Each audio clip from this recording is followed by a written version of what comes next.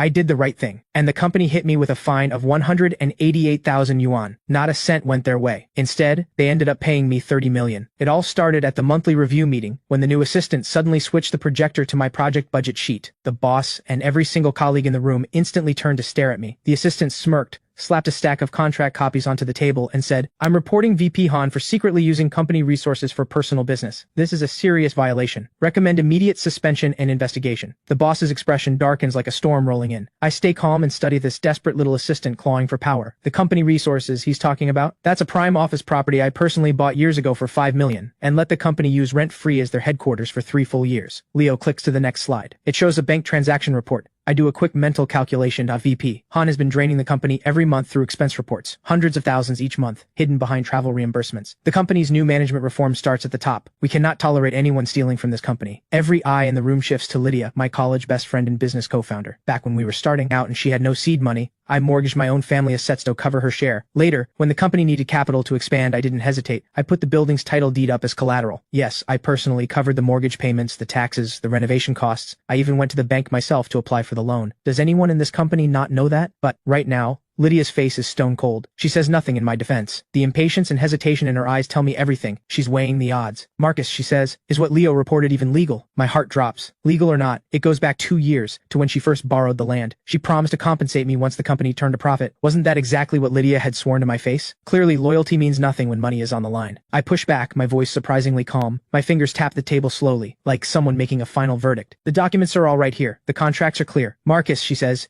"even though you're a shareholder and a longtime friend, rules are rules. Company assets must be kept separate from personal ones. Hand over the title deed and the keys to the admin team. All funds and returns will be managed by the company. Any outstanding dividends will be deducted accordingly." "Well said, Ms. Lydia." I look at her, and something tightens inside me. "We'll need to send a company-wide announcement too. Make an example of this." I watch a face I once knew turn into a stranger's. I don't fight back. Don't wave my title deed and break down, because I see the hunger in Leo's eyes, and the cold calculation in Lydia's. I reach into my briefcase and pull out a document, slide it quietly to the center of the conference table. Since Ms. Lydia has made her position clear, I'll cooperate. But let's put it in writing. Leo sneers. Sounds like someone has a guilty conscience. I ignore him. Look straight at Lydia. "Asset transfer and liability waiver agreement. From today, this building belongs to the company. All future liability is no longer mine." Lydia hesitates for 2 seconds. Under Leo's urging glare, she signs. I fold the agreement away neatly. I toss the keys onto the table and stand up to leave. Behind me, Leo's triumphant laughter rings out. Colleagues whisper all around. The moment I step out of that conference room, I dial a number. "Sarah, initiate the withdrawal plan." Her crisp professional voice comes back without missing a beat. "Understood, sir." 3 days later, the company's admin team sends out a company-wide notice. It announces my formal disciplinary penalty and a fine of 188,000 yuan. My office is cleared out. Leo struts right in and makes himself at home. Meanwhile, I sit in my study at home, looking at the scanned copy of the property bet agreement on my screen. A slow smile crosses my lips. The game has only just begun. The first thing Leo does after moving into my office is tear down every piece of art on the walls and replace them with his own motivational posters. He sits in my chair, feet up, taking calls, dripping with self-satisfaction. "Yeah, Marcus's position is mine now. Come to me for everything." Lydia starts pulling Leo into core business meetings and hands him every major project I used to run. Word spreads through the whole company. Leo is Ms. Lydia's right-hand man now. Marcus is finished. I sit by the floor-to-ceiling window at home, reading the real-time surveillance reports Sarah sends me. Sarah is the special assistant for my family's enterprise, the person I trust most. Her voice comes through the phone. "Sir, Leo has started reaching out to suppliers and client contacts." Lydia takes a sip of something. "Has the core server access been locked?" "Done. All critical data permissions are now tied to your personal account. I've set up triple-layer encryption. If anyone tries to force their way in, the system locks itself down automatically." "Good. Now reach out to Mr. Zhao and Director Wang. Tell them it's time to close the net." I hang up and open my laptop. I log into the company's internal system. The screen shows Leo attempting to access the financial database. Once, twice, 3 times, all failed. I can picture exactly how frantic he looks right now. I built this system myself back in the day. Without my authorization, no one touches the company's lifeline. Meanwhile, in the company conference room, Leo is losing it at his screen. What is going on? Why can't I open anything? The head of the tech team wipes his sweat. "Mr. Leo, these files have special permission settings. They require VP Han's authorization." "Marcus is suspended." "What authorization? Just crack it open." "This system was personally designed by VP Han's team. Forcing through it could cause data loss." Lydia walks into the conference room frowning. "What's happening?" "Ms. Lydia, Marcus has locked down all of the company's core data. We can't access anything." Lydia's face goes cold. "Contact Marcus immediately. Tell him to hand over access." I get Lydia's call while I'm at the gym on the treadmill. I glance at the screen and put it on speaker. "Ms. Lydia, something you need?" "Marcus, hand over the system access. We need it for work." I wipe the sweat from my face. "Ms. Lydia, have you forgotten? I've been suspended. Company policy says suspended employees cannot be involved in any company matters." "That's different. System access affects operations. Then why didn't you say it was different when you penalized me? And besides, the asset transfer and liability waiver agreement we both signed states clearly, from that day forward, company matters are no longer my concern. The line goes silent for a few seconds. Then, the dial tone. I set my phone down and keep running. 30 minutes later, Sarah texts me. Sir, the company just lost a deal worth $20 million because they couldn't deliver project data to the client on time. Lydia smashed 3 cups in her office. I text back, good, let the storm get worse. On the 5th morning, the company implodes. The entire office system goes down without warning. Every screen goes black. Client data, financial reports, project timelines, all unreachable. The tech team swarms the server room, but can't do a thing. Leo stands at the server room door, face pale as ash. What is going on? Everything was fine yesterday. Mr. Leo, the system detected an attempt to force access to the core permissions. It triggered the automatic lockdown. The entire database is now locked. Leo grabs the tech manager by the collar. When I told you to crack it, why didn't you warn me this would happen? I did warn you. You told me to keep going. Lydia storms into the server room. Her voice is sharp. Can it be restored? Only VP Han's biometric unlock can open it. We don't have that access. Lydia takes a slow breath. I'm in my sunroom at home, drinking tea, when Lydia's call comes in. I let it ring for a good 10 seconds before picking up. Ms. Lydia, what can I do for you? Marcus, the company system is down. Get back here and fix it. Ms. Lydia, I'm currently suspended. Company policy says I cannot be involved in any company matters. Your words, remember, rules are rules. Don't play games with me, Marcus. You built this system. You have a responsibility to maintain it. I laugh. Maintain it? Ms. Lydia, the asset transfer and liability waiver agreement is very clear. From that day forward, all company matters are no longer my concern. You wouldn't want me to break company policy, would you? I'm a disciplined employee right now. If I go back and get accused of unauthorized conduct, that fine of $188,000 was for nothing. Lydia's voice jumps up a pitch. Marcus, what exactly do you want? Isn't Leo handling my old responsibilities now? I'm sure he'll figure something out. I hang up and block Lydia's number. Back at the company, Lydia is shaking with rage. Leo tiptoes around her. She shoots him a glare. Do you have any idea how much data recovery costs? And if our core trade secrets get exposed, the damage will be far worse. Just then, the secretary bursts in, panicked. Ms. Lydia, bad news. Huatai Group says if we don't submit the project proposal by 3 o'clock this afternoon, they will terminate the partnership. The penalty is $5 million. Lydia goes white. Huatai Group is the company's biggest client this year. This project is the whole year's performance. She grits her teeth. Go to Marcus's home, talk to him in person. Half an hour later, Lydia arrives with Leo and 2 tech staff. I spot them through the security camera and press the intercom. Do you have an appointment, Ms. Lydia? Marcus, open the door. We need to talk. Sorry, I'm currently suspended. It wouldn't be appropriate for me to receive company executives.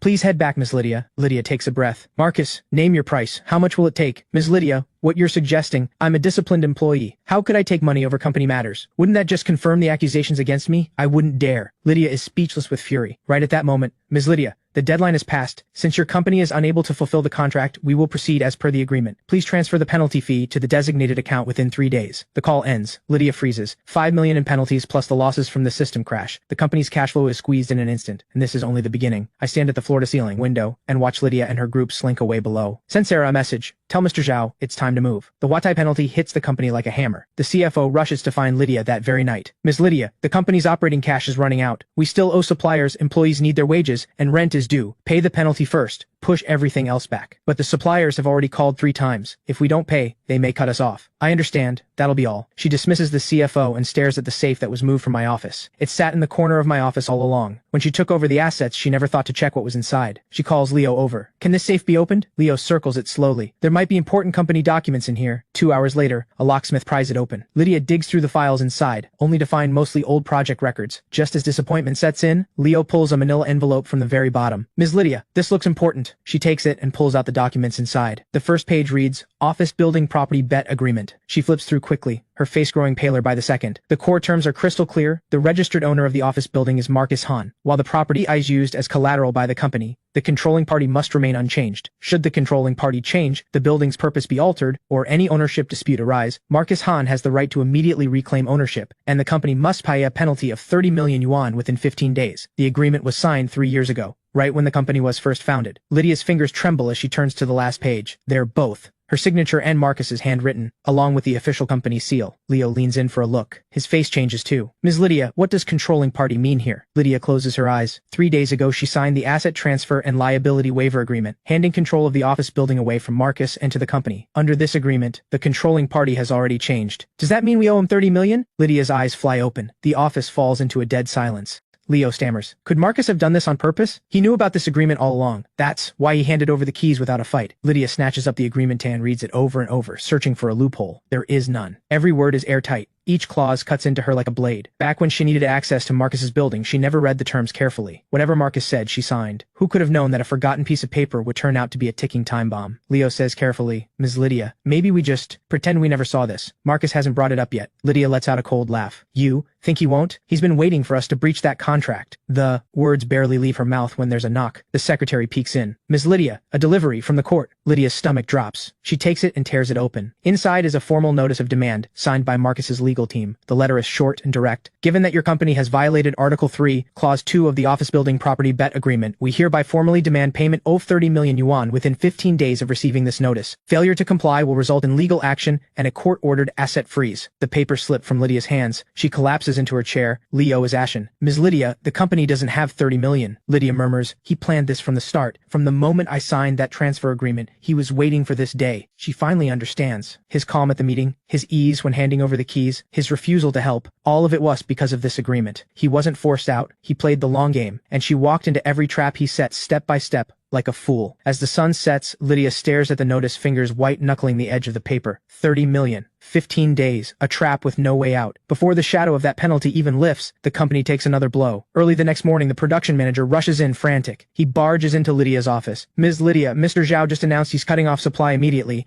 and demands we clear all outstanding payments, or he won't send us so much as a single bolt. Lydia snaps her head up. What? Mr. Zhao and we have worked together just fine. Why the sudden turnaround? The manager shakes his head. I have no idea. Everything was fine last night. Lydia immediately calls Mr. Zhao. It rings for a long time before he picks up. His voice is ice cold. Ms. Lydia, I'm sorry. We're restructuring our business recently. We may not be able to continue supply. Mr. Zhao, we've worked together for so many years. If there's an issue, we can talk it through. Is this about payment? I'll have our finance team transfer it right now. Ms. Lydia, it's not about money. I'll be straight with you. I agreed to supply in the first place as a favor to young Master Han. Now that he's gone from your company, I don't see a reason to continue. The company is still the company, but, Ms. Lydia, let's not dance around it. I know young Master Han well. If he truly wanted to go back, he already would have. The fact that he left tells me something is wrong over there. I do business based on chemistry. I have chemistry with young Master Han. I don't have it with you. That's all. He hangs up. Lydia grips her phone, the veins on the back of her hand bulging. Leo murmurs beside her. Ms. Lydia, what if you go talk to Mr. Zhao? I've met him a few times before. Lydia glances at him and says nothing, but her eyes say it all. Go ahead and try. Leo goes. He waits in the lobby for 2 hours before he finally gets Tomer, Zhao's secretary. He hands over his card. Please let him know. I'm Leo from the company.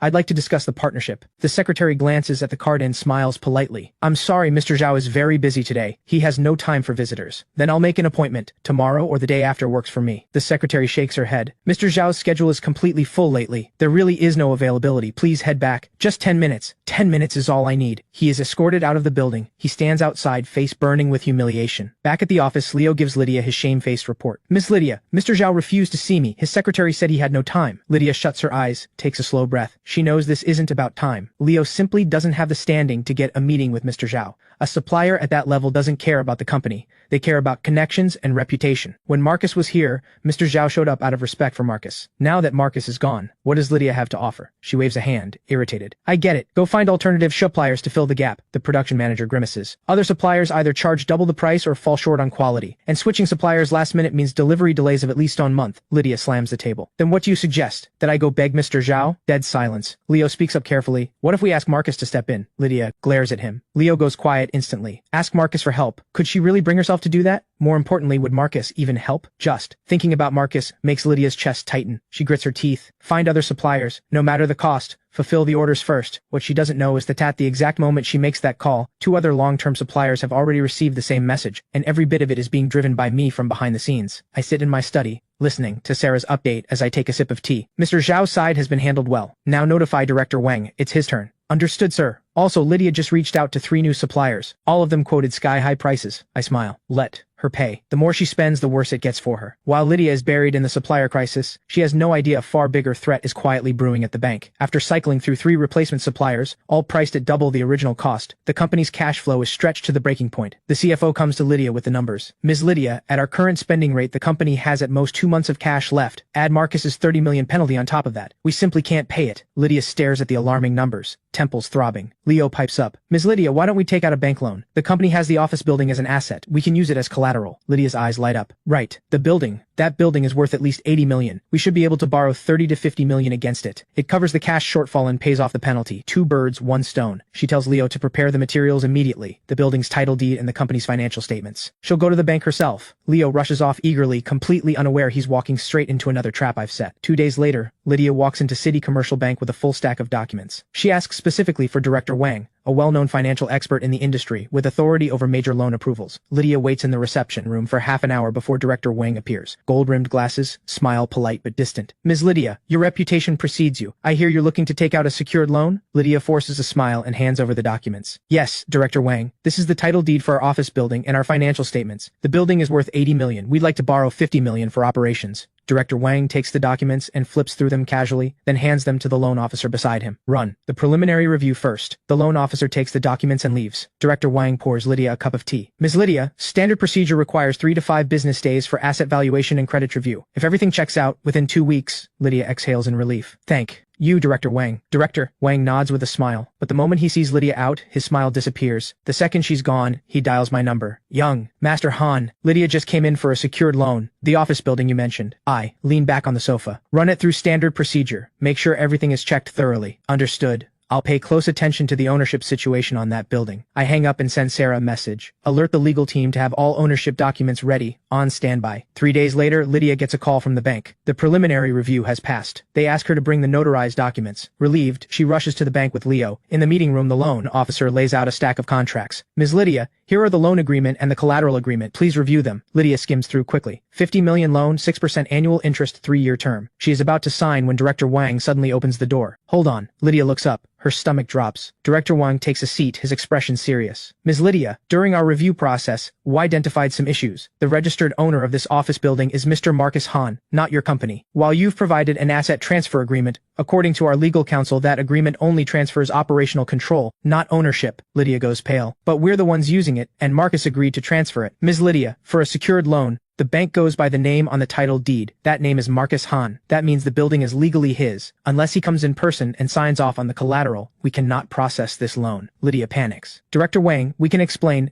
Marcus may be the registered owner, but he handed management over to us. I understand what you're saying, but the bank has its own rules. We are responsible for loan risk. If the property owner hasn't consented to the collateral and a dispute arises later, who will cover the bank's losses? Lydia is left speechless. Leo murmurs, can't we just have Marcus come sign? Director Wang looks at Leo. If Mr. Han is willing to come and sign, that would be ideal.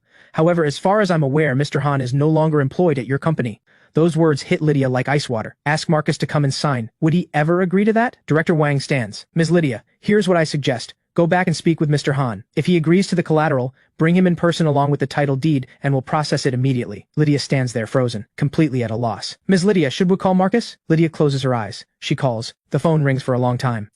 Finally, it connects. My voice comes through the speaker, lazy and unhurried. Ms. Lydia, what is it now? Lydia takes a slow breath, trying to keep her voice steady. Marcus, the company needs a loan to keep things running. We need to use the building as collateral. We need you to come to the bank and sign. A pause on the line. Then, oi, quiet laugh. Ms. Lydia, is this a joke? That building is my private property. Why on earth would I use it as collateral for the company? Lydia grits her teeth. Didn't you hand the building over to the company? I transferred operational rights. Surely you understand the difference. Marcus, the company is in real trouble right now. Please help. I hang up. Lydia clutches her phone, fingers trembling. Leo asks quietly, Ms. Lydia, what do we do now? Lydia opens her eyes and they're full of despair. The loan falls through. Suppliers are demanding higher prices. The penalty is due. The company's finances are on the verge of collapse. And it all traces back to one foolish decision she made. The loan is dead. Lydia is forced to think of something else. She has the CFO compile a list of every asset the company can liquidate. She plans to sell them off at a loss to raise emergency cash. While she's scrambling, Ms. Lydia, something serious. The company's bank account has been frozen. Lydia shoots to her feet. What? How is it frozen? The CFO turns the laptop toward her. I just tried to transfer funds to a supplier. The system flagged the account as abnormal. I called the bank. They said it's a court-ordered freeze. Lydia immediately calls Director Wang. Director Wang, why has our company account suddenly been frozen? Ms. Lydia, here's the situation. During our review of your loan application, we identified several risk concerns. After further investigation, we found your company. We have reasonable grounds to believe there is a significant risk to your company's repayment capacity. But we've always paid those loans on time. We've never missed a payment. Director Wang sighs. Ms. Lydia, you may not be aware of this. The The reason your company was able to secure such favorable interest rates and credit limits was entirely due to a personal credit guarantee. Mr. Han's family carries enormous credibility in financial circles. That's why the bank was willing to extend such a large credit line to your company. Now that Mr. Han has withdrawn that guarantee, by our risk management standards, your company's credit rating has dropped from A to C. Cold sweat breaks out on Lydia's palms. He withdrew the guarantee? Mr. Han's legal team submitted a formal guarantee withdrawal request and provided your company's disciplinary records against him as supporting evidence. After review, the bank determined that Mr. Han's request is legally valid and has approved the withdrawal. Lydia is stunned. She never knew that the company's 3 smooth years were built entirely on Marcus's personal credit. Those low-interest loans, those favorable terms, those fast-tracked bank approvals, all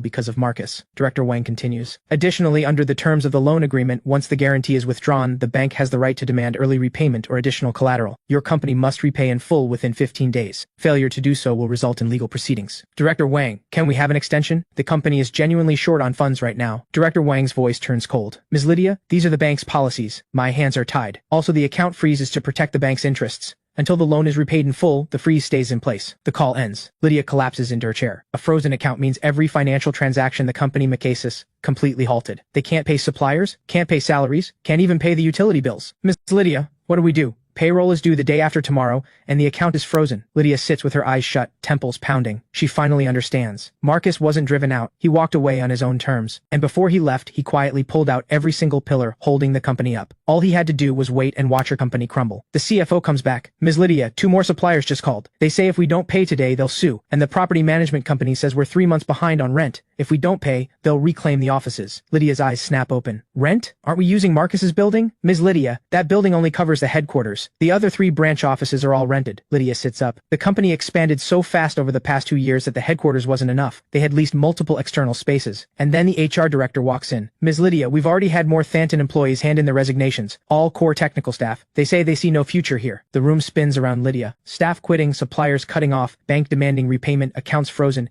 Every single thing is a killing blow, and all of it is landing on her at once. Leo says carefully, Ms. Lydia, what if we go talk to Marcus? If he's willing to restore the credit guarantee, the bank should unfreeze the account. Lydia shoots a look at Leo. He drops his gaze. Lydia stands and paces her office. She knows the only way out is to beg Marcus. But can she bring herself to do it? She thinks back to that day in the conference room. How she stared him down and made him hand over the keys. How he signed that document without a word. Just remembering it makes something stick in her throat. But what choice does she have? At this rate, the company will be finished within a week. She grits her teeth.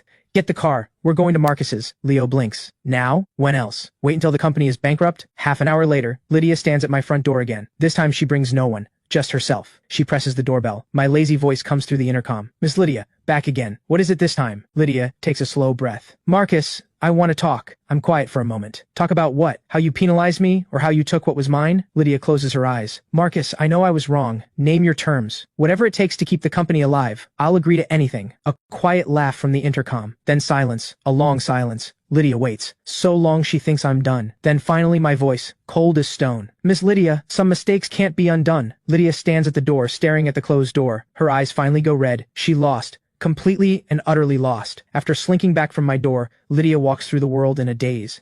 The company's situation gets worse by the day. Resignations pour in. Legal notices from suppliers arrive like snowfall. In the middle of all this chaos, her secretary brings in a gold-embossed invitation. Miss Lydia, this is the annual gala invitation from the Jiangcheng Business Association. Lydia barely looks at it. She's about to toss it when the secretary adds quickly, Miss Lydia, this one draws a lot of investors and business leaders. Maybe it's worth going. You might get lucky. Someone there might be willing to invest. Lydia's eyes light up. If she can find a new investor, the company still has a chance. She immediately tells the secretary to RSVP and spends hours preparing a detailed funding proposal. The night of the gala, Lydia walks into Jiangcheng's most prestigious 5-star hotel in a sharp business suit, proposal in hand. The grand hall glitters with clinking glasses and industry elites. She holds a glass of champagne, scanning the crowd for a potential investor. Ms. Lydia, long time no see. She turns. It's Mr. Zhang. Someone she's done business with before. Mr. Zhang, you're here too. He nods with a smile, then lowers his voice. Ms. Lydia, I heard your company has been going through some difficulties. Lydia's heart tightens. We're currently seeking a new round of funding. If you're interested, Miss Lydia, I'll be straight with you. I've heard what's happening. Frozen accounts, suppliers pulling out. These aren't minor issues. I'd suggest sorting out your internal problems before talking about funding. He walks away with his drink. Lydia stands there, face burning. She tries a few more people. Same reaction every time. It's obvious the company's troubles have spread through the whole circle. No one wants anything to do with this mess. Just as she's about to give up and leave,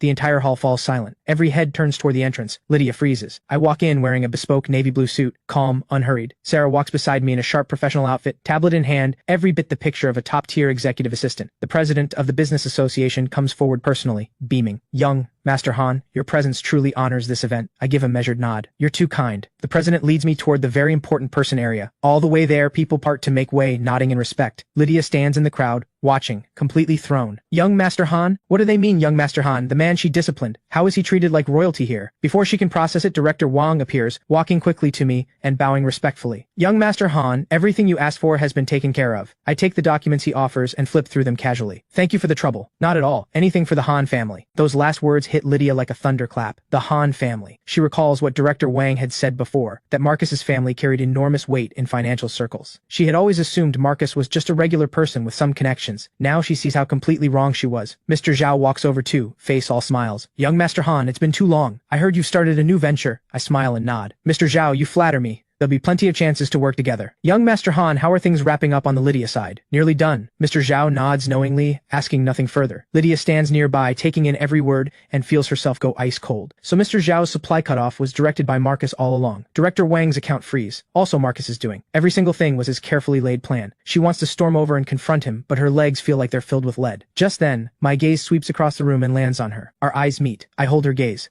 Lydia opens her mouth, tries to say something, but no words come out. I look away. I turn to the businessmen beside me, laughing and chatting easily, as if I never even notice her. Lydia feels the stares from the people around her. Whispers travel through the crowd. Isn't that head of the company? I heard she pushed young Master Han out. Unbelievable. Does she even know who he is? That company is done for. You cross the Han family in Jiangcheng, you're finished. Every word hits Lydia like a needle. She finally understands. Marcus was never just her co-founder or her VP. He was someone she could never touch. And she, in her arrogance, penalized him, took what was his, and thought she had come out ahead. She turns to leave and walks straight into Leo. Leo is here too, and his face is dead white as he stares in my direction. Miss Lydia, Marcus. Who is he? What is he? Lydia lets out a bitter laugh. Someone we should never ever have crossed. Leo sways, almost losing his balance.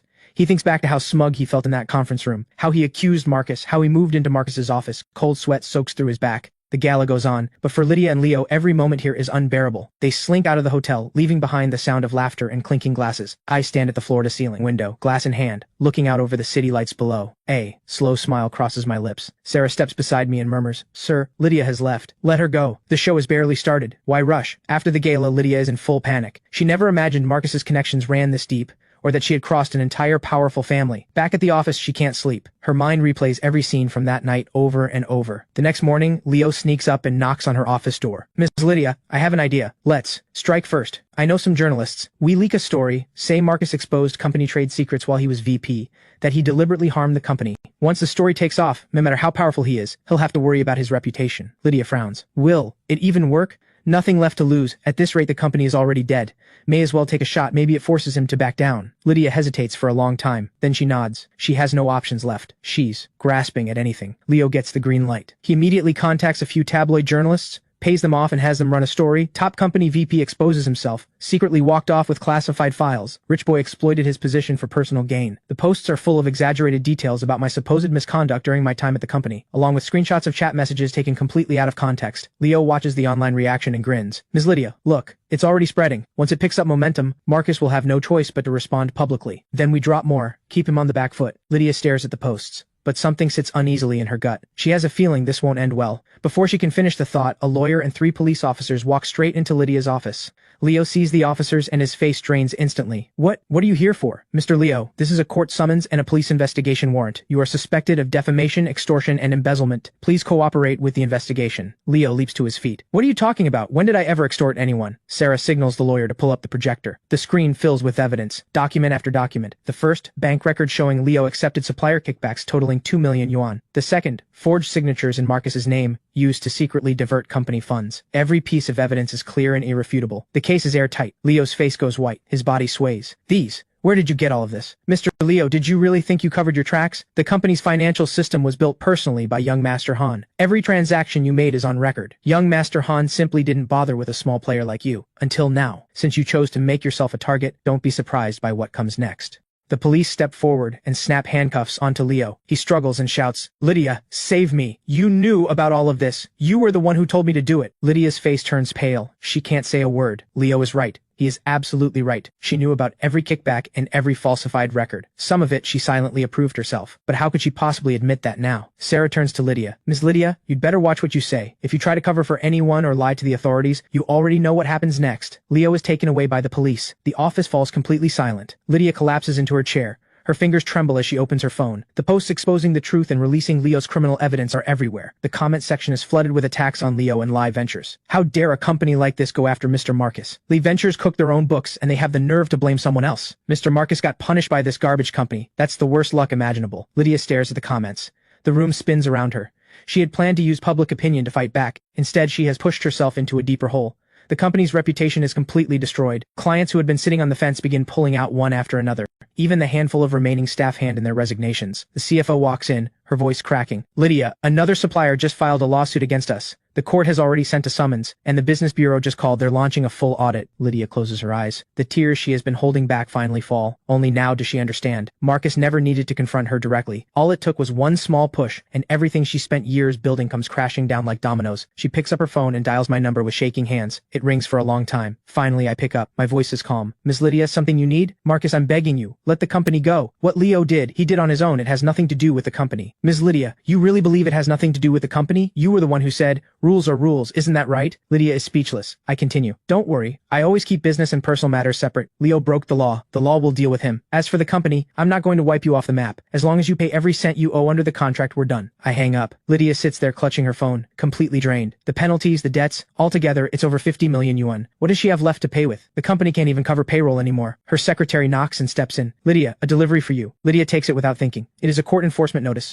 Marcus's legal team has filed a formal lawsuit against the company, demanding 30 million yuan in breach of contract penalties and an immediate asset freeze. The documents slip from Lydia's hands and fall to the floor. She knows. The end has truly come. 3 days after Leo's arrest, an explosive piece of news breaks across the Zhangcheng business world. Han Capital Group is officially launched. Registered capital 5 billion yuan. Its business scope covers every core sector that Live Ventures operates in. The announcement sends shockwaves through the entire industry. When Lydia sees the news, she is sitting in her office sorting through bankruptcy paperwork. She stares at Han Capital Group's official website on her screen, her hand gripping the mouse tight. Across the homepage banner, a single bold line reads, "Reshaping the industry with capital, defining the future of business with strength." The CFO bursts in. "Lydia, Han Capital Group just announced they're taking over every single client and project we lost, and their prices are 30% lower than ours." Lydia's head snaps up. "What, 30% lower? Are they out of their minds? They can't even turn a profit at that price." The CFO gives a bitter smile. "They don't care about making money. What they care about is pushing us out completely." Lydia sinks into her chair. She understands now. Marcus is going to crush her with sheer force. Sure enough, within the next week, the last few clients of Live Ventures are all poached by Han Capital Group. Not only are their prices lower, their service is better, their team's more professional. Clients have no reason to say no. Even worse, Han Capital Group launches several revolutionary new products targeting Live Ventures' flagship lines directly. Twice the performance, half the price. The marketing manager walks in with a competitor analysis report. "Lydia, Han Capital's new products use the latest technology. Ours can't compete at all. Their supply chain integration is stronger too. Their cost control is way beyond ours." Lydia suddenly realizes. These products were all projects her own company had been developing but never funded. Marcus must have seen their potential long ago, back when he was still with the company. Now he has brought every one of them to life, and done it better than she ever imagined. She suddenly realizes Marcus was never the one depending on her. She was the one depending on him. The sales director comes in with another report. "Lydia, our market share has dropped to 5%. At this rate, we'll hit 0 next month." Lydia closes her eyes. "Is there any client still willing to work with us?" The sales director shakes his head. "None. Word on the street is that working with Live Ventures means crossing the Han family." Lydia lets out a bitter laugh. Marcus doesn't even need to make an open threat. As long as Han Capital Group exists, no one dares to touch her. This is the power of capital. This is the kind of backing she once looked down on. Meanwhile, at Han Capital Group headquarters, I am leading a senior leadership meeting. Sarah puts Live Ventures live data up on the projector. "Sir, Live Ventures market share has fallen below 5%. Client loss rate 98%. Staff turnover 85%. At this rate, they'll be completely gone within a month. Their most valuable remaining assets are 3 core patents, a 20-person tech team, and the usage rights to their office building." I speak calmly. "I want the patents and the team. Tell the legal department to prepare an acquisition plan. Drive the price as low as possible. They have no leverage left." "Understood." Also, Lydia's been going around trying to raise money. She wants to make one last fight of it. Let her. The more she raises, the harder she falls. Tell finance to have 50 million yuan in cash ready. We move the moment we need to acquire Live Ventures' core assets. After the meeting, I stand at the floor-to-ceiling window, looking out over the city. Sarah steps up beside me. "Sir, Lydia was turned down by everyone again today." I lift my coffee and take a sip. As expected, in Zhangcheng, no one would dare fund her right under my nose. Sarah hesitates. "Sir, Lydia was your college classmate after all. Isn't this a bit?" I turn to look at her, my eyes cold. "Sarah,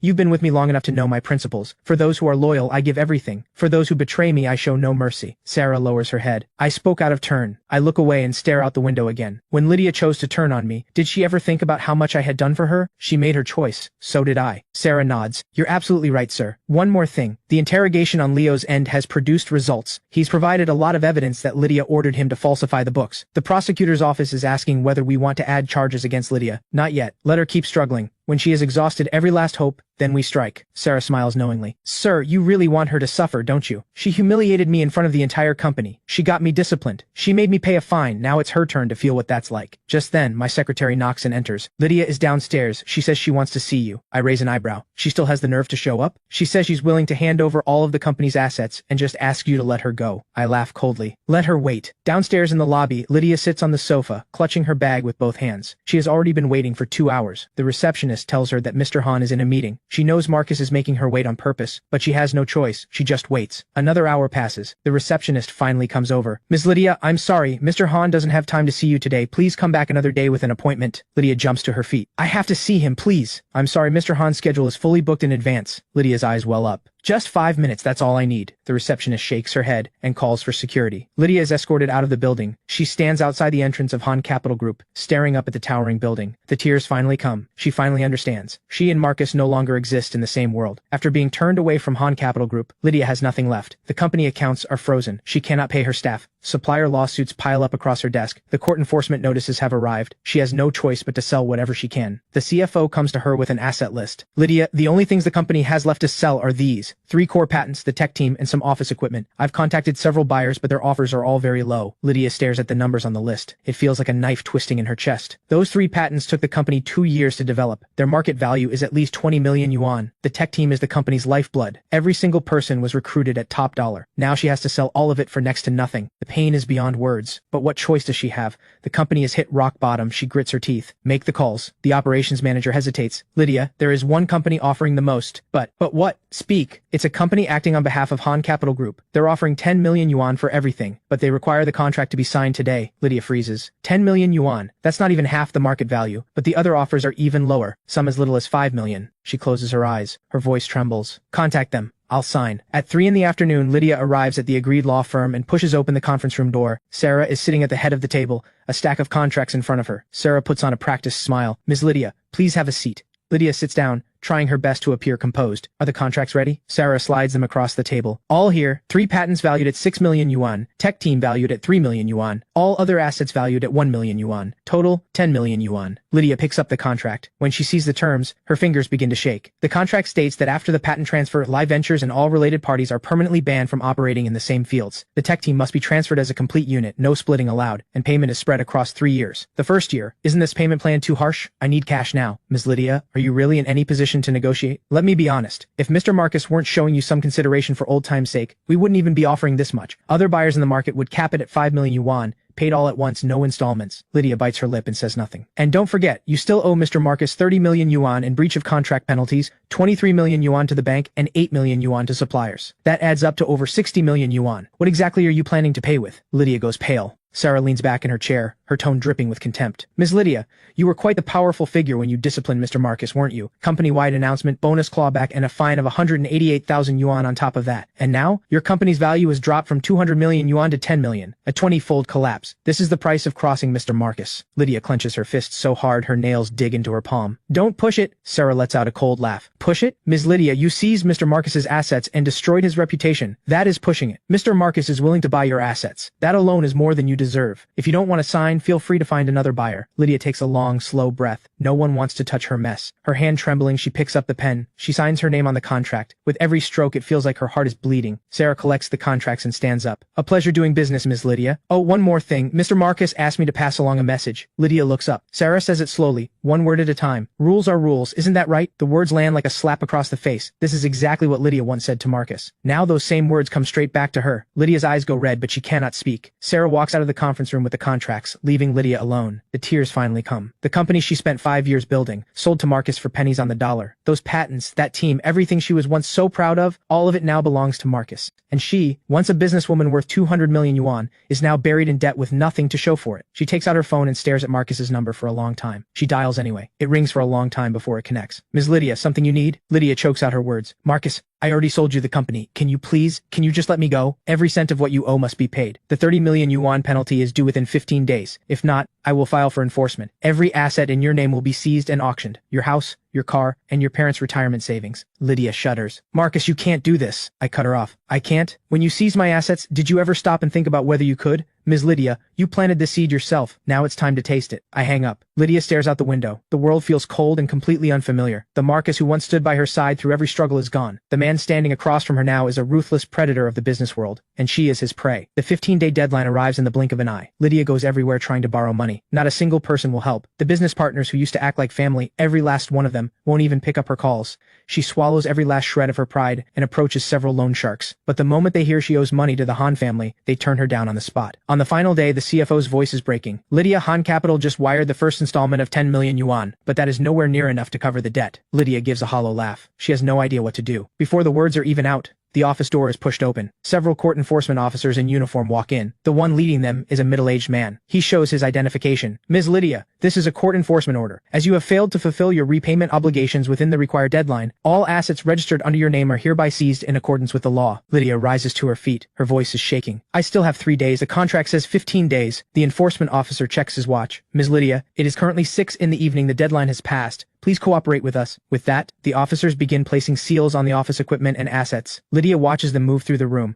She feels completely hollow inside. The enforcement officer hands her a document. This is the full list of assets being seized under your name. 1 villa in the city center, 1 Mercedes-Benz sedan, and the property registered under your parents' names. Lydia's head snaps up. Why is my parents' house being seized? That's their retirement home. The enforcement officer opens his file. According to our investigation, although that property is registered under your parents' names, the down payment came directly from your own funds. Furthermore, you transferred shares registered under your name into your parents' names 3 months ago. This shows clear signs of fraudulent asset transfer. Lydia sways and nearly loses her footing. She did move some assets into her parents' names after things started falling apart. She thought she could at least protect something. She never imagined Marcus would have tracked every single move. In addition, all of your bank accounts have been frozen. All funds will be applied toward debt repayment. Lydia crumples into her chair. Tears stream silently down her face. The enforcement officer glances at her, his tone softening slightly. Ms. Lydia, I'd suggest reaching out to your creditors as soon as possible and working out a repayment extension. Otherwise, all of these assets will go to auction, and then you will have absolutely nothing left. With that, the officers finish sealing the premises and leave behind a room full of court seals. Lydia sits in her sealed-off office, staring out at the night. She takes out her phone and calls her parents. Her mother's anxious voice comes through immediately. Lydia, there are people here saying they're going to seize the house. What is going on? Lydia can barely get the words out. Mom, I'm sorry. I've dragged you into this. Her mother's voice sharpens immediately. What exactly has happened? You told us the company was doing well. And so Lydia tells them everything. There is a long silence on the other end. Then her father's voice comes through, heavy and slow.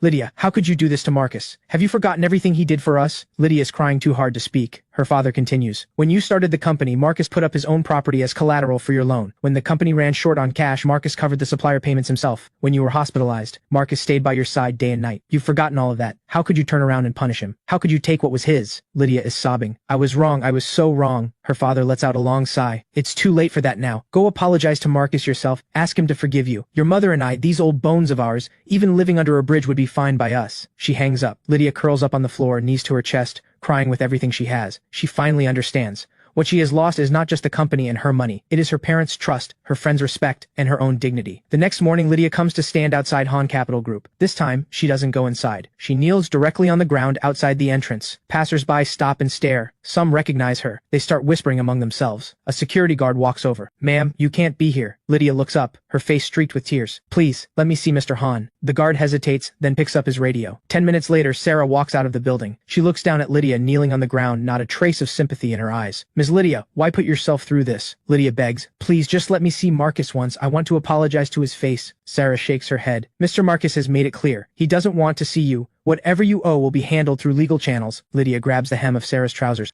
Please, I know I was wrong. Sarah pulls her leg away and says coldly, Miss Lydia, when you disciplined Mr. Marcus, you never imagined it would come to this. She turns and walks back inside. Lydia kneels there, staring at the closed doors, and finally understands what it means to be truly desperate. Just then, a black Rolls-Royce pulls out of the underground garage. The window slowly rolls down, revealing my expressionless face. I look at Lydia kneeling on the ground. Not a flicker of emotion. Lydia sees me and scrambles toward the car. Marcus, I was wrong. Please forgive me. I speak without expression. Miss Lydia, you will pay every cent you owe. Your villa will be auctioned off next week. The proceeds will go toward the penalty. penalty. As for being friends, we were, but you destroyed that yourself. I nod to the driver. The car pulls away, leaving Lydia kneeling on the ground, weeping in despair. I sit in the back seat, watching her figure grow smaller in the rearview mirror. I feel nothing. Some debts take a lifetime to repay. Lydia's villa is auctioned off by the court. It sells for 18 million yuan, well below market value. The money goes directly into my account to offset the penalty. On the day Lydia moves out of the villa, she checks into a cheap roadside motel. She has almost nothing left, just a small amount of cash to get by. Just when she thinks things cannot get any worse, Leo is released on bail. The first thing Leo does is find her. He knocks on her motel room door. When Lydia sees him, her expression shifts immediately. What are you doing here? Leo steps into the room with a cold smile. Ms. Lydia. Oh, I'm sorry. I should say Ms. Liu now. I'm here to settle a score. Lydia frowns. What score? Leo grabs her by the collar. What score? I was locked up for half a month, interrogated every single day. Do you have any idea what I went through? And all of it is because of you. Lydia struggles against his grip. Let go of me. Those fake records were your idea. Lydia stumbles back onto the bed, her face white. I told the police everything. That you ordered me to falsify the books. That you took bribes from suppliers. That you diverted company funds to buy property for your parents. I kept every piece of evidence. Did you really think I would take the fall for everything alone? Lydia's head snaps up. You dare betray me? Betray? Lydia, you were the one who pushed me out as the scapegoat first. When Marcus's people came to arrest me, what did you say? You said everything was done by me, on my own, and had nothing to do with you. Lydia has no answer. Leo pulls a thick stack of documents from his bag. These are the bank transfer records of every bribe you took over the years, and the recordings of you ordering me to break the law. I've already handed all of it to the prosecutor's office. Lydia goes deathly pale. Are you insane? What do you gain from this? Leo says it hard and flat. What I gain is a lighter sentence. The prosecutor's office told me that if I cooperate fully and provide key evidence, they'll go easier on me. But you as the mastermind are looking at 5 years minimum. Lydia's legs give out. She nearly faints. Leo looks at the wreck in front of him and feels a rush of satisfaction. Lydia, look at you now. After everything you put me through, enjoy prison. He slams the door on his way out. Lydia sits on the bed, completely numb. She never expected Leo to turn on her. She never imagined he had kept that much evidence. Her hands shaking, she takes out her phone. She wants to call someone, anyone, but there is not a single person left in her contacts who can help her. Just then, there is a knock at the door. Lydia assumes it is Leo coming back. She opens it with trembling hands and finds 2 uniformed prosecutors standing outside. They show their badges. Ms. Lydia, we are from the city prosecutor's office. You are currently suspected of embezzlement, falsifying financial records, bribery, and multiple other charges. Please come with us. Lydia's legs buckle. She drops straight to her knees. I really didn't. Miss Lydia, we have gathered substantial evidence, including Leo's testimony and supporting documents and physical evidence. Please cooperate with the investigation. It will be better for you. Lydia is taken to an interrogation room at the prosecutor's office. The prosecutor lays a stack of evidence on the table in front of her. Ms. Lydia, these are the materials provided by Leo. Take a look. This is the falsified financial statement signed in your own handwriting. This is the bank record of your bribe payments. This is the recording of you directing Leo to break the law. Do you have anything to say for yourself? Lydia stares at the evidence. She falls apart completely. Everything she thought was buried and hidden is now laid bare in the open. She finally understands. Leo was protecting himself from the very beginning, always keeping a way out. The prosecutor continues. According to Leo's testimony, you were the one directing all of these illegal activities. He was merely following orders. If the charges are proven, you are facing 5 to 10 years in prison. Lydia is trembling all over. No, that's not how it happened. We planned all of it together. It wasn't just me. The prosecutor shakes her head, but the evidence shows that every decision document bears your signature. Every single flow of money ultimately leads back to you. Leo was simply the one carrying out orders. Lydia finally understands. Leo has completely sold her out. He used his role as a cooperating witness to buy himself a lighter sentence. She screams, I want to see Marcus. He planned all of this. He deliberately turned Leo against me. Ms. Lydia, please calm down. Mr. Han is simply a creditor pursuing what he is owed. Collecting a debt is perfectly legal. What happened between you and Leo, that is entirely your own affair. Lydia sinks back into the chair. Tears pour down her face. She finally understands. Marcus never needed to lay a single finger on her. All he needed was one small push. She and Leo would tear each other apart all on their own. And now, she has not only lost everything she owned, she is also facing prison. Meanwhile, at Han Capital Group headquarters, Sarah comes to report. Sir, Leo turned himself in. Lydia has been formally placed under investigation. I give a calm nod. As expected, someone like Leo will do anything to protect himself. Sarah smiles. Sir, that was a masterful move. You didn't have to do a thing. They destroyed each other on their own. I pick up my tea. That's just human nature. When their interests aligned, they were the best of friends. But when disaster hit, all they could do was sell each other out. Sarah asks, what's the next move? I set down my cup, eyes cold. We wait until Lydia has burned through every last hope, until she hits rock bottom. Then we deliver the final blow. Sarah nods, understanding completely. I stand up and walk to the window. Lydia and Leo turning on each other is just a small act in this larger play of revenge. A sideshow. The real ending is still to come. After Lydia is released on bail, she moves through the world like a ghost. The prosecutor's office has let her go for now, but the case is still open. She could be formally charged at any moment. She is living in a cheap motel, surviving on instant noodles, staring at the few thousand yuan left on her phone, sinking deeper into despair. And then, she receives a call from an unknown number, a middle-aged man's voice. Ms. Lydia, I'm the cousin of your college classmate Zhang Wei. I heard you've been going through a rough time. I run some businesses overseas, and if you're interested, I have a position open. 50,000 yuan a month. Lydia hesitates. Really? Absolutely. Zhang Wei has told me about you. He says you're very capable. I happen to need someone with management experience. Think it over. If you're willing, I can handle the visa for you, and I'll cover the flight too. Lydia feels a spark of hope. She can't survive in the country anymore. Creditors are everywhere. Everyone she passes seems to be laughing at her. If she could just get out, at least she could escape all of this and start over. She grits her teeth. Fine, I'll go. The other party arranges the flight and visa quickly. They agree to meet at the airport in 3 days. Lydia starts packing. She doesn't have much, just a few changes of clothes. The remaining 800,000 yuan in the company account is moved in batches into several personal accounts. She tells herself it will at least give her something to start with overseas. What she doesn't know is that my team is monitoring every single transaction. Sarah looks over the surveillance report and laughs coldly. Sir, Lydia is moving money. Looks like she's planning to skip town. Let her. The more she moves, the heavier the charges. Should we stop her now? I shake my head. Not yet. Let her believe she can escape. Then we pull her back at the very last moment. That feeling of falling from hope into despair, that is the most painful thing of all. 3 days later, Lydia arrives at the airport with her luggage. She is wearing a mask and sunglasses, terrified of being recognized. Her hands don't stop shaking at the check-in counter. She keeps expecting someone to rush out and grab her, but everything goes smoothly. She gets her boarding pass, she clears security without a problem. She sits down in the departure lounge watching the boarding time on her phone. For the first time in a long time, she exhales. Half an hour left. Once I'm on that plane, I'm free. And then, the intercom crackles. Would Miss Lydia please proceed to the service desk? You have an urgent matter that requires your attention. Lydia's stomach drops, but she forces herself to walk over. The staff member at the desk looks at her, then presses the intercom button. Seconds later, several police officers step out. The lead officer shows his badge. Ms. Lydia, you are suspected of fraudulent asset transfer and evading debt obligations. Please come with us. The color drains from Lydia's face. I didn't do anything. I'm just going abroad for work. The officer stays calm. Ms. Lydia, we received a report. You transferred funds while released on bail and attempted to flee the country. This is a court detention order. Please cooperate. The officer snaps handcuffs onto her wrists. Lydia completely falls apart. She struggles and shouts, I wasn't fleeing. I was going to work. You can't do this to me. Passengers all around stop and stare. Some pull out their phones to record. Without another word, Lydia is taken to the airport police station. She sits in the interrogation room, shaking from head to toe. The officer places a document on the table. Ms. Lydia, this is your transaction record from the past 3 days. You moved 800,000 yuan from the company account into 5 separate personal accounts in multiple transfers.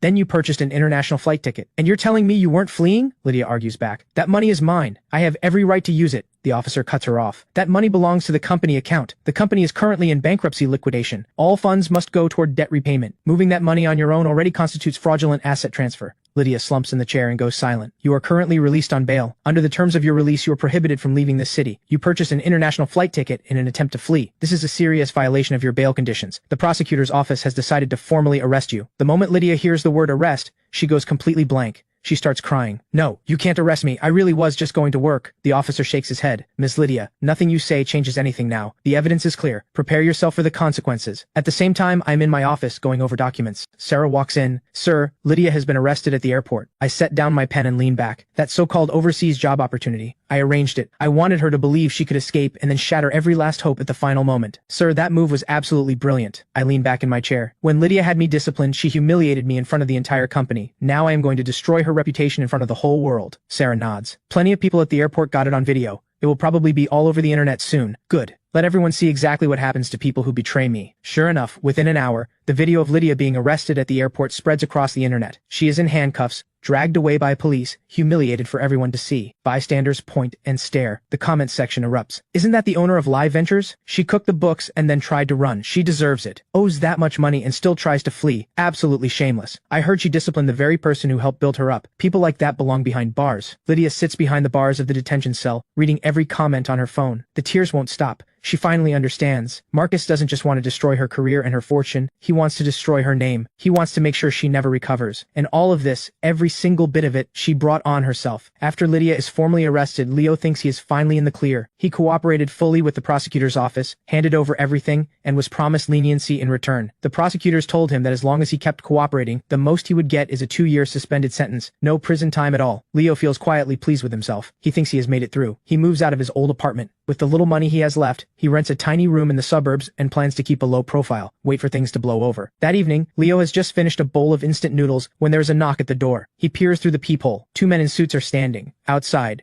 they don't look like ordinary people. Leo freezes, debating whether to open the door. Sarah's voice comes through. Mr. Leo, I'd strongly suggest you cooperate. Some things are better discussed face to face. Leo clenches his jaw and opens the door. Sarah walks in with 2 bodyguards. She looks around the tiny room, a faint smirk on her lips. Mr. Leo, looks like things haven't been going so well for you. Leo forces himself to stay calm. Sarah, what does Mr. Marcus want with me? Sarah takes the only chair in the room and crosses her legs. Nothing major, just a little conversation. Mr. Leo, did you really think selling out Lydia would get you off the hook? Leo's expression shifts.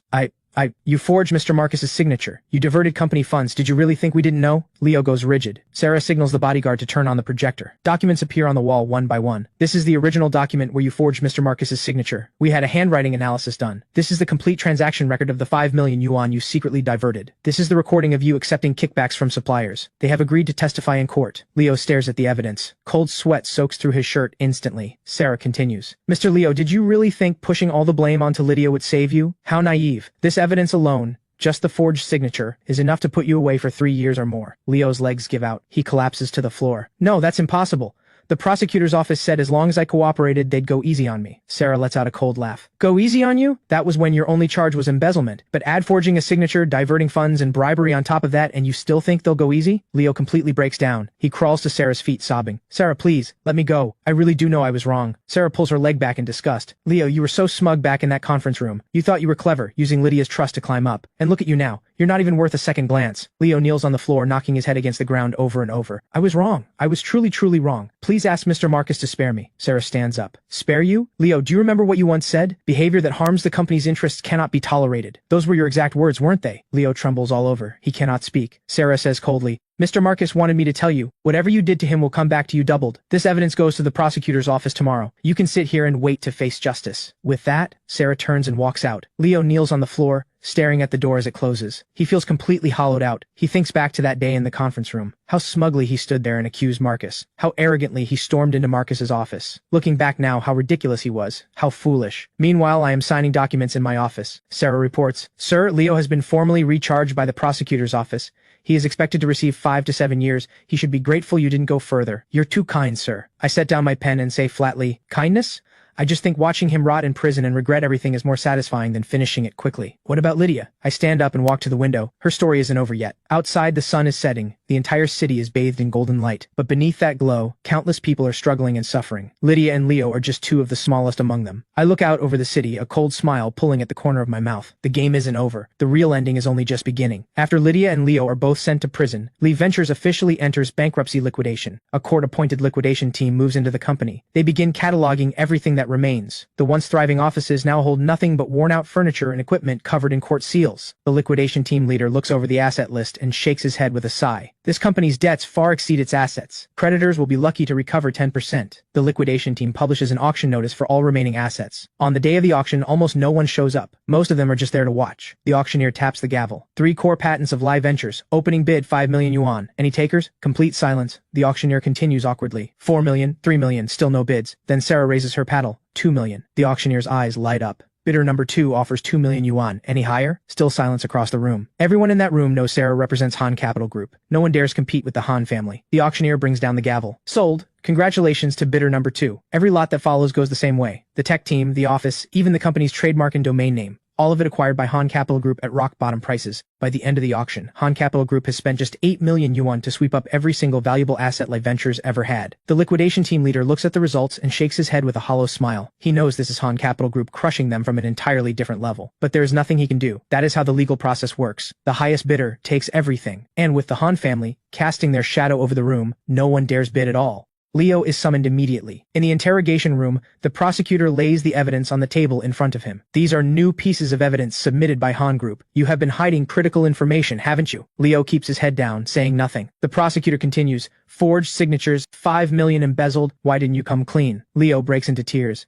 I thought they would never find out. The prosecutor's voice turns cold. Never find out? Leo, you have seriously underestimated the law. The evidence is airtight. Your status as a state witness has been revoked. The deal for a lighter sentence is off the table. Based on this new evidence, you are looking at 5 to 7 years. Leo hears the number. His whole body goes limp. He screams hysterically. This is not fair. Lydia did far worse than me. Why am I the one being punished? The prosecutor shakes his head. Leo, no one is above the law. You committed a crime. You face the consequences. Leo is escorted back to his cell. Sitting behind iron bars, he finally understands one thing. In front of Marcus, he and Lydia are nothing but ants. Marcus never needs to strike directly. One gentle push is all it takes, and they tear each other apart, walking straight into their own destruction. He had screamed hysterically. Impossible! Those patents are worth at least 20 million. The tech team sold for only 8 million? The lawyer sighs helplessly. Ms. Liu, Han Group was the only bidder at the auction. No one else dared to participate. Under legal procedure, as long as there is one bid, the sale goes through. Lydia collapses into her chair. Tears pour down her face. The company she spent 5 years building, The patents and the team she was so proud of, all of it now belongs to Marcus. And she has not just lost everything. She will spend the coming years behind bars. The lawyer continues. Also, the liquidation committee has done the math. The auction proceeds plus the seized assets only cover the 30 million in breach of contract damages owed to Mr. Hahn. Nothing more. Lydia lets out a bitter laugh. So everything I worked for over 5 years ends up in Marcus's hands. The lawyer nods in silence. Lydia closes her eyes. Tears slide down her cheeks. She finally understands. Marcus does not just want to destroy her, he wants to take everything she has ever built. This is not simple revenge. This is total plunder and erasure. The lawyer watches her suffer. He lets out a long sigh. Ms. Liu, your best move now is to cooperate fully with the investigation. Fight for a reduced sentence, get out earlier and start over. Lydia opens her eyes. They are empty. Start over? What exactly do I have left to start over with? A few days later, Hahn Group releases an announcement acquiring LuCorp's core assets and integrating them into Hahn Group's operations. The announcement specifically notes that LuCorp's tech team will continue working under Hahn Group, contributing to the advancement of the industry. The announcement sends shockwaves through the business world. Everyone understands. This is Marcus's final humiliation of Lydia.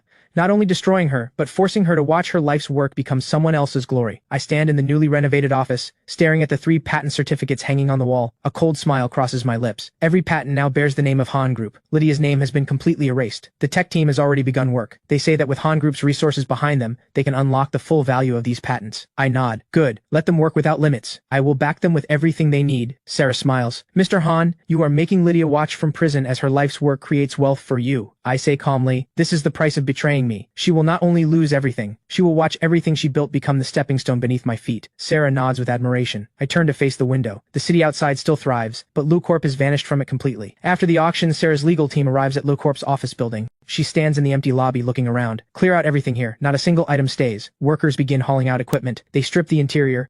Even the company logo on the wall is chiseled off. 3 days later, the once glorious headquarters of LuCorp is reduced to an empty shell. Sarah stands at the entrance, takes a photo, and sends it to me. Mr. Hahn, LuCorp has been completely cleared out. I look at the photo and reply without emotion. Good. Now integrate the patents and the tech team into Hahn Group. I want everything that was Lydia's to feed Hahn Group's growth. Sarah replies, the entire tech team has signed with Hahn Group. Their compensation is triple what LuCorp paid. They are all grateful for the opportunity. I let out a cold laugh. Back at LuCorp, these engineers were underpaid and overworked, while Lydia spent the profits on her lavish lifestyle. Now at Hahn Group, they earn more, and they have real room to grow. Of course they are grateful. They will forget LuCorp ever existed. That is exactly what I want. I do not just want to erase LuCorp physically. I want it erased from memory. Meanwhile, in the detention center, Lydia learns the news through her lawyer. When she hears that all her assets have been acquired by Hahn Group at rock-bottom prices, she completely falls apart. In court, the state prosecutor presents the evidence one by one: falsified financial statements, transfer records, audio recordings. Every single piece is crystal clear. The evidence is overwhelming. Lydia's lawyer tries to defend her. Your Honor, my client did make mistakes, but she was pushed into a corner. The company was struggling. She had no choice but to take certain irregular actions. The state prosecutor fires back immediately. Financial difficulty is not a justification for breaking the law. The defendant knowingly falsified records and transferred assets. This was deliberate. There was no coercion. The presiding judge turns to her. Defendant Lydia Liu, do you have anything to say regarding the charges? Lydia rises to her feet. Her voice is hoarse. I admit I made mistakes, but the root of all this is Marcus. He deliberately set me up and left me with no way out. She turns her head. Her eyes are filled with hatred. Marcus, you had the power to help me. Why did you do this to me? We were friends. I look at her with no expression, saying nothing. The presiding judge strikes the gavel. Defendant, watch your words. This is a courtroom, not a place for emotional outbursts. Lydia cries out. She did all of this. Without her, my company would never have collapsed. I would never have ended. Up here, the state prosecutor speaks calmly. Your Honor, Mr. Hahn, as a creditor, has every legal right to recover what he is owed. The defendant embezzled his assets first. Mr. Hahn pursued legal remedies afterward. That is entirely lawful. The presiding judge nods. The prosecutor is correct. Defendant Lydia Liu, you cannot blame your own illegal actions on someone else. Lydia slumps back into her chair. She weeps in despair. The presiding judge turns to me. Mr. Hahn, as the victim, is there anything you would like to say? I rise to my feet. My voice is steady. Your Honor, I have only one thing to say. When Lydia dismissed me, she said something I have never forgotten. Rules are rules, and company assets must be kept strictly separate from personal ones. Today I give those words back to her. The law is the rule. Break it, and you face the consequences. The entire courtroom falls silent. When Lydia hears those words, she freezes. These are the exact words she once used against me, now returned to her without a single change. It lands like a hard slap across the face. I continue. Lydia embezzled my assets, dismissed me without cause, and smeared my name. These are facts. My decision to recover the debt and protect my rights is completely lawful. As for her claims of being set up, that is pure nonsense. I simply exercised my rights as a creditor. The presiding judge speaks clearly. Defendant Lydia Liu, do you have anything further to say in your defense? Lydia stares at me, tears streaming down her face. She wants to speak, but in the end she lowers her head. She says nothing. She knows that in this courtroom, with this evidence, any defense she offers is worthless.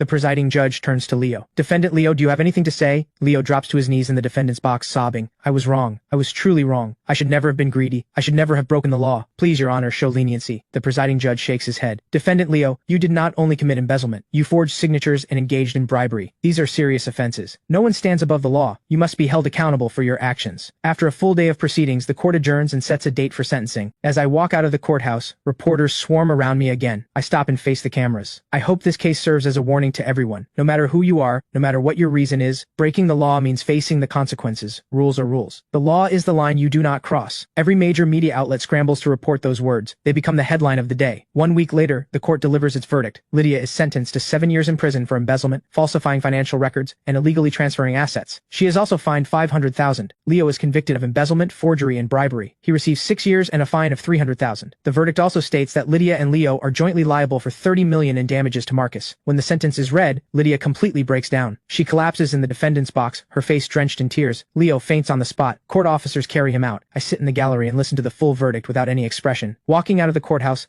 the sunlight is blinding. I squint. Sarah steps up beside me. Mr. Hahn, it is finally over, I say quietly. No, not yet. This is only the end of the legal chapter. The real— Sarah looks at me, puzzled. I turn toward the courthouse building. A cold smile pulls at the corner of my mouth. Let them sit in prison and slowly regret every choice they made. 7 years is more than enough time for them to understand the full cost of betraying me. The verdict spreads across Jiangcheng almost immediately. Online, the reaction is overwhelming support. Marcus was right. People like that deserve to be behind bars. 7 years is not enough, should have been 10. That is what you get for betraying someone who helped you. They deserve it. Lydia and Leo's names become cautionary tales in Jiangcheng's business world, while I am held up as a symbol of justice and principle. This trial does not just end a feud. 3 days after the verdict, the court officially releases the full verdict and, at media request, publishes select footage from the trial. The clips go viral almost instantly, racking up tens of millions of views within hours. In the footage, Lydia screams hysterically in the courtroom, accusing me of setting her up and framing her. I respond with total calm. Rules are rules. The law is the line you do not cross. The contrast is stark, and the clip spreads like wildfire. It trends #1 across every major social platform. Comments flood in. Lydia has no shame. She is the real fraud. That line, rules are rules, is iconic. The karma hit so hard. Someone digs up the internal memo Lydia used to fire me. Side by side with the current verdict, the irony is impossible to miss. She once accused Marcus of stealing from the company. Now the court has convicted her of exactly that. The karma is deafening. A major media outlet produces a full special report, breaking down the entire case from beginning to end. In the program, a legal expert comments, the greatest irony of this case is that every accusation Lydia used to dismiss Marcus ended up being proven true about herself. The real embezzler was her.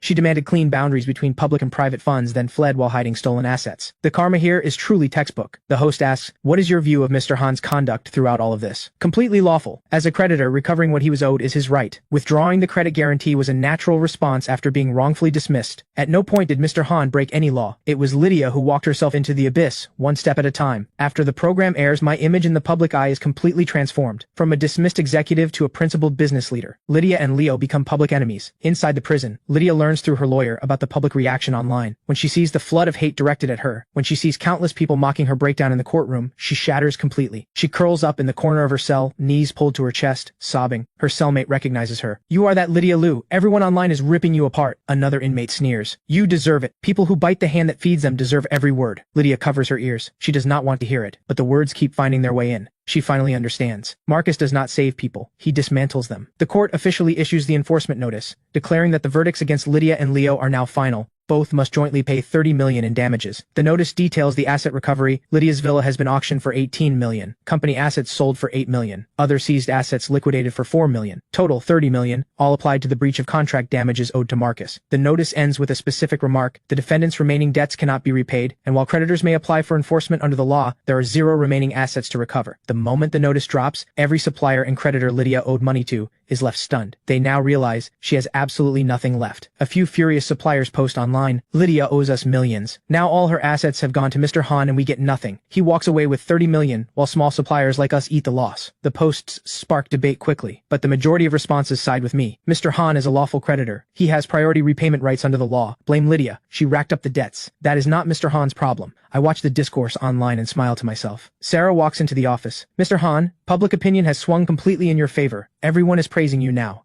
and tearing Lydia apart. I say, I planned for this from the very beginning. Winning in court was only part of it. I needed to win in the court of public opinion too. Now Lydia has lost her freedom and her fortune. She has also lost her reputation. She will never recover. Sarah looks at me with pure admiration. Mr. Han, that was a masterclass. I rise from my chair. I walk to the floor-to-ceiling window. Sarah, do you know what true revenge really is? Sarah shakes her head. I turn to face her. True revenge is not simply taking someone down. It is making them clearly aware in their most desperate moment of exactly how they destroyed themselves. Lydia is sitting in a prison cell right now. Every day she faces her failure. Every day she relives every foolish decision she made. That kind of mental torment is far worse than any physical punishment. Sarah nods. You are right. These 7 years are going to be a living hell for her. I let out a cold laugh. 7 years. She thinks she can walk out and start fresh. How naive. I will make sure she understands. Some mistakes cannot be undone in a lifetime. Sarah looks at me uncertain. I speak calmly. When she gets out, I will make sure she sees her former company, her patents, her team all flourishing in my hands, creating more value than she ever dreamed possible, and she will just have to watch. Powerless. Sarah draws a sharp breath. Mr. Han, you are going to make her regret this for the rest of her life. I turn back to the window, my voice steady. She humiliated me in front of the entire company. I destroyed her in front of the entire world. She stole from me. I left her with nothing. She killed our friendship.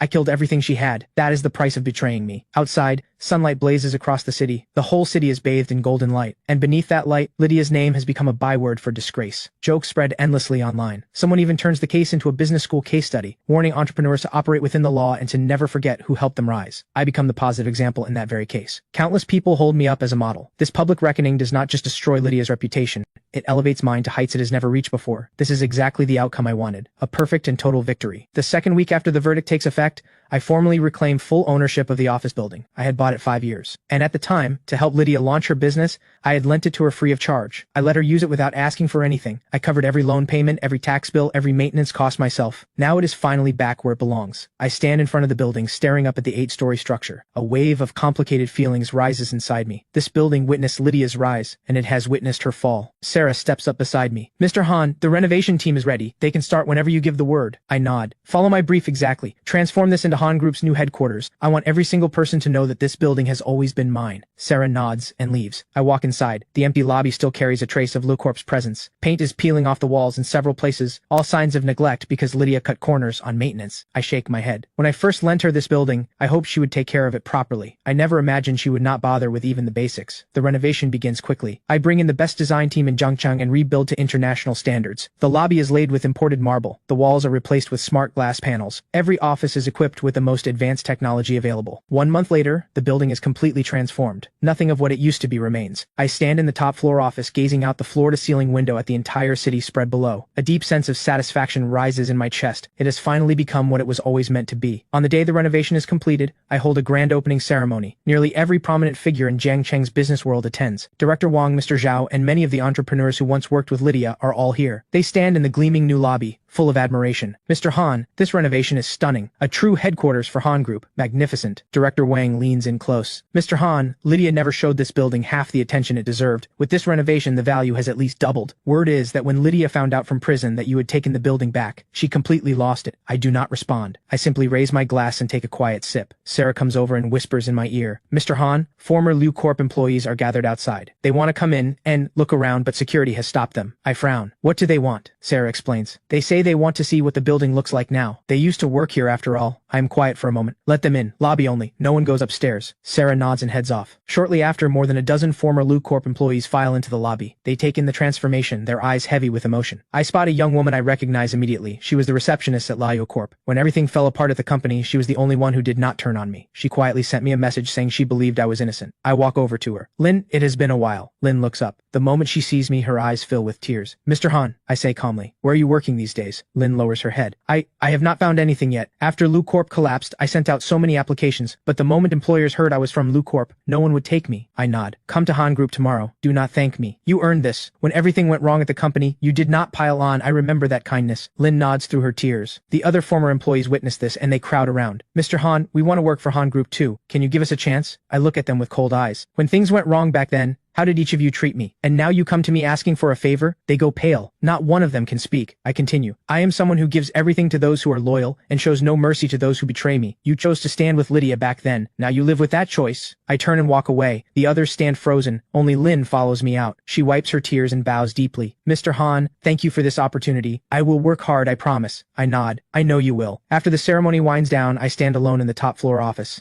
Sarah comes in. Mr. Han, why did you help Lynn? I look out at the city lights below and say quietly, because she was the only one who still believed in me when I had nothing. That kind of loyalty deserves to be repaid. Sarah nods. You truly value the people who matter. I turn to face her. Sarah, you have been with me for years. You should know how I work by now. I can be ruthless toward enemies, but for those who are genuine with me, I hold nothing back. Sarah smiles. Lynn is going to be grateful to you for the rest of her life. I shake my head. I do not need her gratitude. I am just doing what I believe is right. I walk to my desk and pick up a document. It is Han Group's latest financial report. Since acquiring LuCorp's assets, company performance has grown by 30%. The patents and the tech team, backed by Han Group's resources, have generated value far beyond all projections. I look at the report and a cold smile crosses my face. Lydia could never have imagined that everything she spent years building could produce this much in my hands. Sarah, once she has hit rock bottom and given up all hope, I will go see her in person. I will let her see with her own eyes exactly what has become of everything she lost. Sarah nods. Mr. Han, that will be the final blow. I say calmly, whatever she did to me I return it doubled. That is the rule. Outside the window, the building blazes with light against the night sky. The massive Han Group sign stands out with brilliant clarity. This building has finally returned to its rightful owner, and Lydia can only watch from prison, through news feeds and online updates, powerless to do anything. This is the price of betrayal. This is the outcome I wanted. After 3 months of operation, the building that Lydia once used has become a landmark in Zhangcheng's business district. The enormous LED screen on the building's exterior scrolls through Han Group's latest milestones. 3 revolutionary technologies successfully developed. Market value surpassing 100 billion, now among the most influential companies in Zhangcheng. On the day of the grand opening ceremony, nearly every major business figure in Zhangcheng turns out. I stand at the entrance of the building,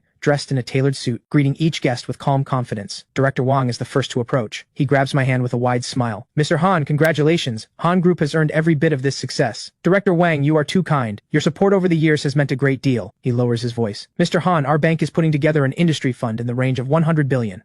We would love to have Han Group involved. I smile. Director Wang, have your team coordinate the details with Sarah. We can go from there. Mr. Zhao walks over next, holding a thick cooperation agreement. Mr. Han, this is a long-term supply contract our company has prepared. We hope to build a deep partnership with Han Group. I take the contract and flip through it casually. Mr. Zhao, I appreciate the effort. I will have my team review it thoroughly. Mr. Zhao smiles. Mr. Han, it is an honor to work with you. I could see early on that Lydia's operation was not going to last. And sure enough, it collapsed. Mr. Han, you have always had the vision and the nerve. I do not respond. I simply smile. At that moment, a stretch Rolls-Royce pulls up to the entrance. The door opens, and out steps a white-haired elderly man, sharp-eyed and full of energy. The entire room goes quiet. Everyone respectfully parts to make way for him. Sarah whispers in my ear. Mr. Han, it is Elder Li, the honorary president of the Zhangcheng Chamber of Commerce. I step forward quickly. Elder Li, your presence here truly honors Han Group. Elder Li laughs and claps me on the shoulder. Young Han, I believed in your family when your father was just starting out. Seeing you reach this height puts my old heart at ease. I escort Elder Li into the lobby. Elder Li, please, come in. Elder Li looks around slowly, nodding with approval. Very impressive. I remember this building. You bought it yourself, didn't you? You lent it to that Lydia, Lu, and she had no idea how fortunate she was. She bit the hand that fed her. Now it is back where it belongs, better than ever. I say calmly. Elder Li, the past does not need to be revisited. Elder Li shakes his head. No, it does. You handled this beautifully. You held your ground and preserved your dignity. In business as in battle, being too soft is just cruelty to yourself. You did the right thing. I nod in gratitude. Elder Li continues. I came today not just to congratulate you. There is something I need to discuss with you. The Zhangcheng Chamber of Commerce is selecting its next president. I have talked it over with a few of the senior members, and we all agree you are the right person. I pause. Elder Li, I am still young. I worry I may not have the standing to lead. Elder Li waves it off. What does young matter? Youth brings drive. Youth brings boldness. Look at what you have accomplished in just a few months. Every move has been textbook. The chamber needs someone like you at the front to lead it to a higher level. I think for a moment. Elder Li, I need some time to consider it. Elder Li smiles. Of course, I will wait for your answer. You will not disappoint us. The opening ceremony officially begins. I stand at the podium facing hundreds of the city's top business minds and deliver my address. Distinguished guests, thank you all for being here today for Han Group's opening ceremony. 3 months ago, I reclaimed this building that has always been mine. People ask me why I would invest so much in the renovation. My answer is simple, because it is worth it. This building is not just Han Group's headquarters. It is a statement of our commitment to quality, to principle,